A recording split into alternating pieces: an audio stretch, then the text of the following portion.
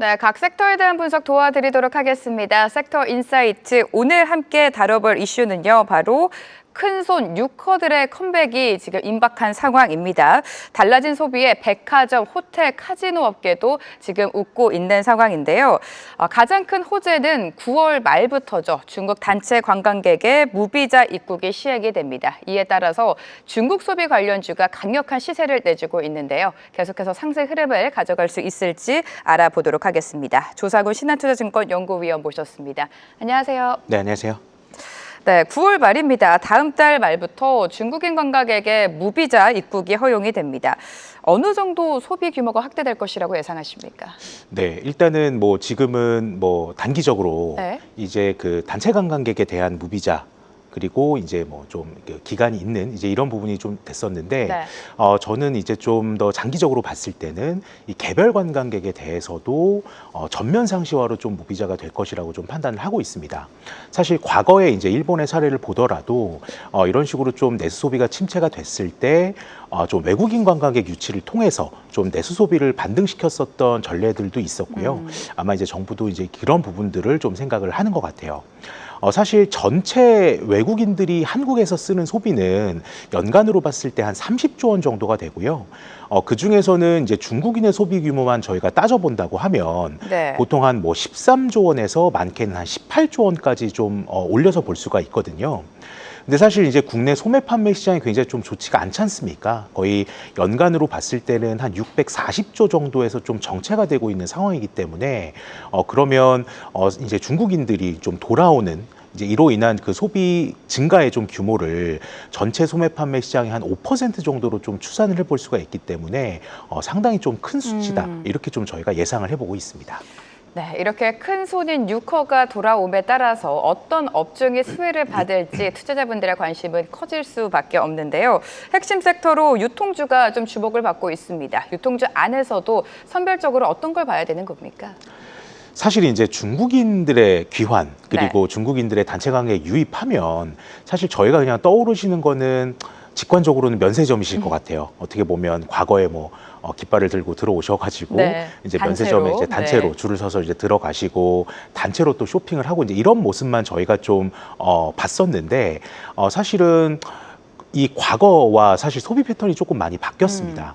그러니까 과거에는 사실 어떻게 보면 그런 쇼핑 위주의 이 좀 여행이 좀 주 목적이었다면 사실 이제부터는 좀 경험 중시의 소비 그리고 이 구매의 다양성 이런 부분들을 좀 고려해 봤을 때는 저는 이제 면세점보다는 백화점 업종이 조금 더 수혜를 입지 않을까 이렇게 조금 생각을 하고 있습니다.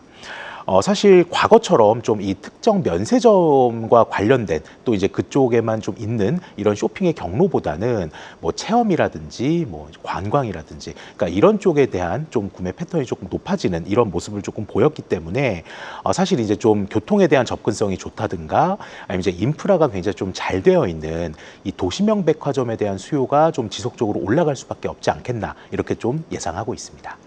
네, 예전에 이제 중국인의 소비를 생각하면 면세점이 가장 큰 수혜를 받을 것이라고 우리는 예상을 했지만 소비 패턴이 바뀌고 있다는 점을 주목을 해야 된다라고 말씀을 해주셨습니다. 이제는 면세점보다는 백화점 위주로 소비가 이루어질 것 같은데 백화점 안에서도 좀 다양하게 있지 않습니까? 현대백화점이 가장 편안한 선택지다라는 분석을 내주셨는데 그 이유는 어디서 찾으면 좋을까요? 네, 사실 이제 현대백화점은 앞서서 제가 이제 말씀드린 소비 패턴의 변화 그리고 이제 뭐 관광이라든지 뭐 체험 그다음에 이제 소비 네. 이런 모든 것들을 한꺼번에 좀 아우를 수 있는 백화점을 보유한 사업자다라는 특징이 조금 있는 것 같아요. 저희가 이제 현대백화점 하면 뭐 이제 대표적으로 좀 이렇게 떠올리실 수 있는 부분들이 여의도에 이제 더현대라든지 네. 아니면 이제 삼성동에 이제 무역센터점이 있을 텐데 이런 메인 점포들의 어떤 이 메인 점포들이 좀 외국인들의 어떤 그 필수 방문 코스로 좀 자리를 잡고 있습니다. 그러면서 외국인 매출 비중이 지속적으로 조금 상승하는 모습들도 보이고 있고요.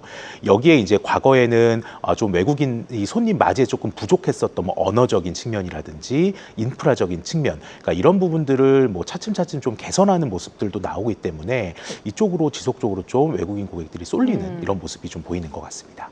네, 현대백화점을 짚어주셨는데 사실 현대백화점 말고도 백화점 빅3로 불리는 신세계랑 롯데백화점에 대한 분석도 안 들어볼 수가 없습니다. 어떻게 예상하고 계십니까? 네, 사실은 뭐 2분기 실적이 그렇게 썩 좋지는 않았고요. 네. 뭐 이제 그 이후에 어떻게 보면 주가는 좀 많이 하락을 하는 그런 모습을 조금 보였습니다. 사실 상반기까지는 저희가 뭐 실적이라든지 이런 부분에 있어서는 뭐 크게 기대할 수 있는 부분이 없었고요. 하반기부터는 좀 실적이 이제 좀 올라올 수 있는 개연성이 좀 많다, 이렇게 조금 볼 수가 있습니다. 뭐 신세계라든지 뭐 롯데쇼핑 둘 다 좀 공통적으로는 이 내수 소비 경기의 반등에 따른 구매력 개선이 좀 기대가 되는 상황이고요. 물론 이제 이 민생 회복 소비 쿠폰 같은 경우는 백화점에 쓸 수는 없겠지만 이제 그만큼의 소비 여력이 조금 회복되는 부분이라든지 아니면 이제 하반기에 또 금리 인하를 또 앞두고 있지 않습니까? 그런 부분들을 좀 고려를 해보면 확실히 이제 하반기 때는 백화점 실적이 좀 개선되는 모습을 보일 것 같아요. 이 기업별로 봤을 때는 신세계 같은 경우는 이 리뉴얼 투자를 굉장히 좀 빡세게 진행을 했습니다. 네. 그래서 본점이라든지 강남점 이 이제 리뉴얼 효과로 인해서 하반기에는 굉장히 좀 경쟁력을 조금 더 가질 것이라고 좀 생각을 하고요. 여기에 이제 그 시내 면세점의 좀 경쟁력도 강화되는 부분들을 저희가 좀 기대를 해볼 수가 있을 것 같습니다. 이 롯데쇼핑 같은 경우는 사실 이제 뭐 앞서 말씀드린 현대나 신세계 대비 좀 특징적인 부분들이 결국은 해외 사업을 한다라는 부분이고요.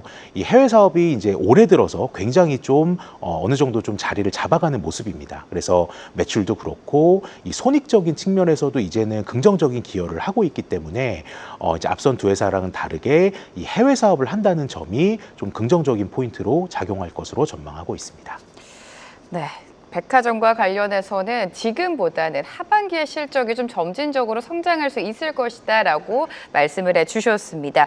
호텔 쪽도 좀 보도록 할 텐데 이렇게 외국인 관광객이 많아지면 많아질수록 호텔 수요도 늘어나게 될 수밖에 없는데 호텔주를 바라보는 시선이 지금 좀 엇갈리고 있는 것 같습니다. 오히려 뭐 GSP&L이라든지 서부 T&D는 그동안에 탄력적인 움직임을 보여줬었는데 호텔의 대장주라고 할 수 있는 호텔신라는 2분기 실적도 굉장히 좋지 못했고 주가 역시 좀 부진하게 흘러갔습니다. 네. 호텔신라 한번 분석해 주실까요? 네, 이제 호텔신라는 사실 이제 1분기 때 좀 깜짝 실적이 나왔어요. 네. 이제 이러면서 사실 1분기 실적 이후에 물론 뭐 1분기 실적도 부진했습니다만 이제 1분기 실적을 바닥으로 해가지고 조금 더 올라갈 수 있는 기대감이 굉장히 좀 많이 녹아져 있었고 그러면서 이제 1분기 실적 발표 이후에 어떻게 보면 주가가 굉장히 좀 양호한 모습을 보였었는데 사실은 이제 2분기 때는 다시금 조금 부진한 모습을 보이기는 했어요. 그래서 뭐 시내점 쪽 뭐 경쟁이 완화되는 모습을 보이기는 했었지만 뭐 이제 할인율이 조금 올라간 부분이라든지 뭐 이제 시내점에 좀 이렇게 적자가 전분기 대비 좀 커졌었던 이런 부분들도 조금 작용을 했었던 것 같습니다. 사실 호텔 사업은 굉장히 좀 안정적으로 뭐 따박따박 어떻게 보면 조금 이익을 창출하는 비즈니스입니다. 그렇기 때문에 이제 중국인 관광객들이 조금 입국을 했을 때 이제 그 시기에 어떻게 보면 좀 수혜를 받을 수 있는 업종으로 뭐 면세라든지 호텔 이 사업을 또 이렇게 같이 영위를 하는 사업자이기 때문에 일단 3분기부터는 좀 실적 개선에 대한 기대감을 이제는 좀 높여서 봐도 되지 않을까라는 생각이고요. 네, 실적에 대한 기대감은 조금은 높여도 된다라고 말씀해 주셨고 호텔 신라를 제외하고 다른 호텔 관련주의 흐름은 어떻게 예상하고 계십니까? 네, 뭐 앞서 언급해 주신 네. 것처럼 이제 GSP&L 같은 경우가 뭐 계속 좀 눈에 들어오는 것 같아요. 네. 물론 뭐 주가가 많이 오르기는 많이 했지만 갔죠. 여전히 이제 좀 업사이드 측면은 저희가 좀 긍정적으로 지켜봐도 될 것 같고요. 사실 이제 단체 관광객들이 한국을 오면 보통은 이제 3성급 혹은 이제 4성급의 이 비즈니스 호텔을 좀 찾는 수요들이 많은 것 같고 이 개별 관광객들이 온다고 하면은 조금 더 이제 4성급 혹은 이제 그 5성급 이상의 호텔을 좀 주로 찾는 그런 경향들이 있거든요. 근데 이제 GSP&L 같은 경우는 이 3성, 4성, 5성급 호텔을 모두 좀 보유한 사업자입니다. 이제 이러다 보니까 이 고객 기반이 굉장히 좀 다양하다라는 강점이 있고요. 사실 이제 이 회사는 뭐 이제 재상장된 지가 얼마 안 됐죠. 원래는 GS 리테일의 호텔 사업부로 있다가 작년 12월에 이제 분할을 하면서 재상장된 기업입니다. 이제 그런 상황에서 이 호텔 사업 자체가 이제 이런 내국인과 외국인의 좀 수요 증가에 대한 부분들도 있지만 결국은 이제 이 공급 감소에 대한 부분들까지 조금 맞물리면서 저는 장기 호황 국면에 좀 초입이라고 좀 생각을 하거든요. 그래서 그런 차원에서는 이 GSP&L에 대한 주가도 조금 더 저희가 업사이드를 볼 수 있는 네. 측면이 있지 않을까라는 생각입니다. GSP&L이 사실 그동안 주가 흐름이 굉장히 탄력적이었습니다. 그럼에도 불구하고 추가 상승 여력이 좀 있다라고 판단해 주셨으니까요. 호텔주 흐름까지 체크해 보시기 바랍니다. 자, 이제 이마트도 좀 보도록 하겠습니다. 이마트의 2분기 실적이 나쁘지 않았습니다. 영업이익이 흑자로 전환을 했는데 그럼에도 불구하고 시장의 기대, 시장의 컨센보다는 좀 밑돈 상황이죠. 이마트는 어떤 전략 가져갈까요?